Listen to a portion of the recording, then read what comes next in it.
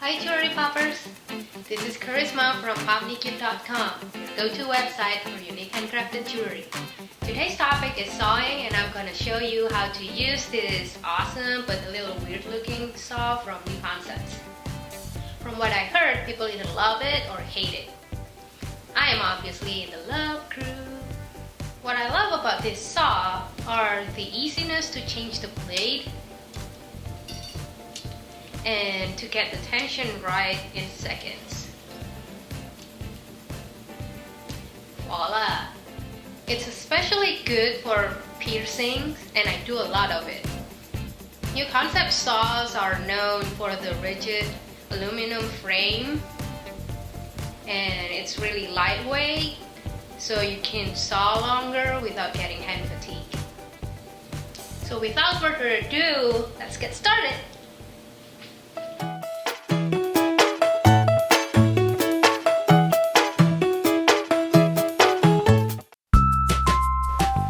First, I would like to talk about safety glasses and optovisors. Safety glasses will protect your eyes and or your expensive prescription glasses from impact and debris. I like these $5 clear safety glasses from Menards. They go over prescription glasses and have anti-fog coating so they won't get fogged up when you use a mask. Like that. Use an optovisor when you need magnification. I find it's very useful for sawing little details. What I have here is Carson Pro Optovisor, about $30 in Amazon. It comes with 4 different magnifications, fully adjustable head strap, and super bright triple LED overhead light. Before we go on installing the blade, this is the basic rule that you need to know. Each blade comes with a set of teeth that are pointing to one direction. Here I drew a simulation of a saw blade. The teeth on the blade on the left are pointing up. This is wrong. Install the blade with the teeth pointing down. This is a diagram that I drew of a New Concept saw. Here we have a wood handle, rigid aluminum frame, 2 knobs to hold the blade in, a tension knob up on the top, and a quick change cam lever tensioning system. This saw frame is precisely designed to hold the standard length of a jeweler's saw blades. On the real thing, these teeth are minuscule and sometimes it's best to go by the feel. Run your finger on the blade gently. Don't worry, it won't cut you. When your finger is stroking up, the blade should feel catchy, and when stroking down the opposite way, the blade should feel smoother. First, loosen the bottom knob near the handle. Insert the blade with teeth facing out. Tighten the knob. Now loosen the top knob. Make sure that the cam lever is positioned on the opposite side of the saw frame. Insert the blade and then loosen the tension knob to the max. Make sure that the tension knob is touching the lever before you tighten the top knob. Next, flip the lever to the opposite side. You should see that the blade is more tensioned now. Turn the tension knob clockwise to tighten it even further to find the perfect tension. Once you've found the right tension, mark the knob with a permanent marker so you can easily find it again. Different size of blade may require different tension, but so far I only need to mark 2 spots for my needs. I use 2 different marker colors. To uninstall the blade, the way I do it is by loosening the top knob first to release the blade. To my experience, it prolongs the life of the blade as opposed to flip the lever first, as it reduces the amount of tensioning by half. Does that make sense to you? If you're doing piercing, after releasing the blade on top, insert the blade through the hole in your piece, slide it down to the bottom, make sure the weight of the metal does not rest against your blade, insert the blade back to its place, tighten the knob, flip the lever, and you're ready to saw again. That's the beauty of New Concept saw with a cam lever. Perfect tension every time with the flip of a switch. Now let's talk about blades. My favorite to saw with is Laser Gold brand from Rio Grande. I've tried many different brands from cheap unnamed ones to Antelope and Hercules brand, but Laser Gold trumps them in my opinion. There are many sizes to choose from. My favorite for piercing is size 6/0. It is fine enough to allow me piercing a hole with fine points and details.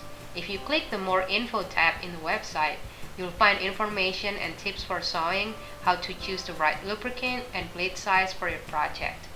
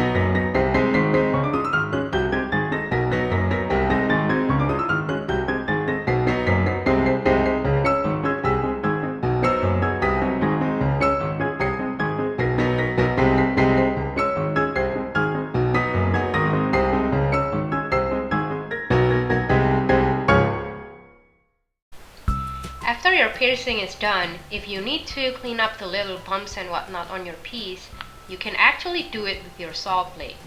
Just go over the imperfection and gently file it with your blade. This technique is great for hard to reach places that your file can't get in. It's always best to do it right the first time though, because cleanup sucks and it takes up a lot of time. To clean up the burr on the edge of the metal, I use 400 grit sandpaper. First off, I line the back of the sandpaper with duct tape to make it long-lasting and tougher. I rub the paper back and forth against the metal. This action quickly removes the burr and round the edge of the metal at the same time. I do this on both sides, front and back of the piece. To avoid cutting your fingers with your saw blade, I can't stress enough to place your fingers on the solid area of the bench pin. Make yourself aware of the safe zone and where your blade is going. Making jewelry is fun and all until you get cut.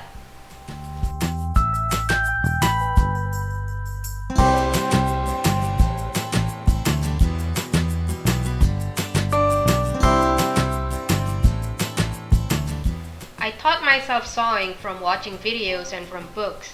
Since I had no teacher to show me the right way of sawing, I broke so many blades in the beginning. Now the golden question is, what broke a blade? The common mistake a beginner makes is holding the handle too tightly, also known as the death grip. The death grip will lead to brash movement and you'll push your blade into metal and it snaps. Sawing should be calming. It's all about zen. So lock your frustration away. Soften your grip by holding the handle with 3 fingers and a thumb. The most common way is to have the pinky out.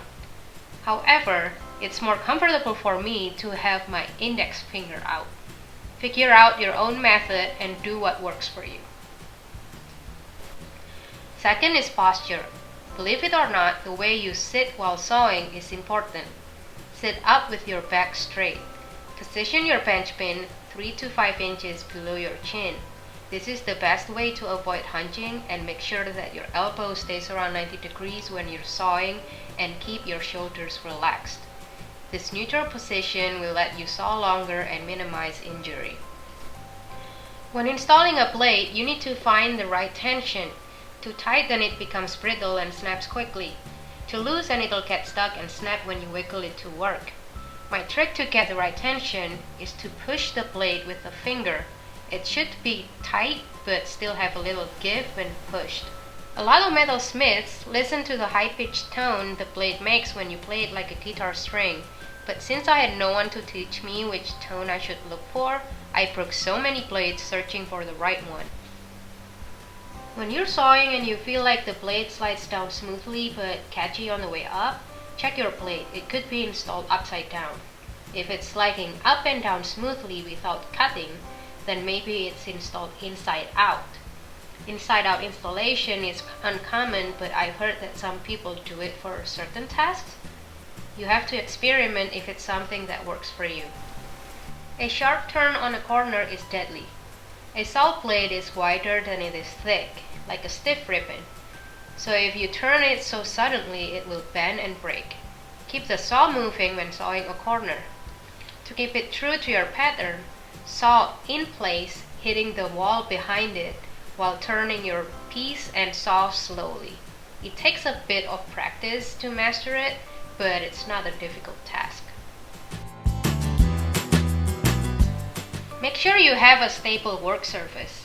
I reinforced my bench pin with a couple of corner brackets and an L bracket. I found these brackets at the roofing supply store. These brackets make my bench pin a very stable surface by minimizing the bounce and vibration from sawing. Overkill? Maybe, but I definitely feel the benefits from having them. Never anneal your metal prior sawing. Use your sheet metal straight out of packaging. Annealed metal can become too soft and bend on up and down strokes. It's especially true on thin metal. Do not anneal. I repeat, do not anneal. Keep your mind and eyes focused on the task during sawing. Don't think about laundry, dinner, kids, or any other things when you're sawing. Your mind should be clear of distractions. If you're frustrated, Stop sawing immediately. Take a deep breath and continue sawing when you're calm.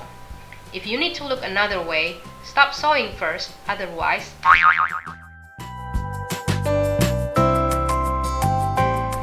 As a bonus, I'll share my secret that helps me saw more neatly.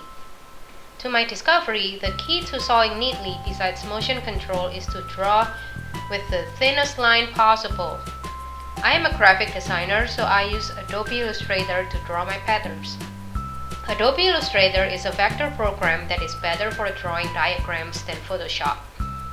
Inkscape is the free alternative to Illustrator that you can download from the internet.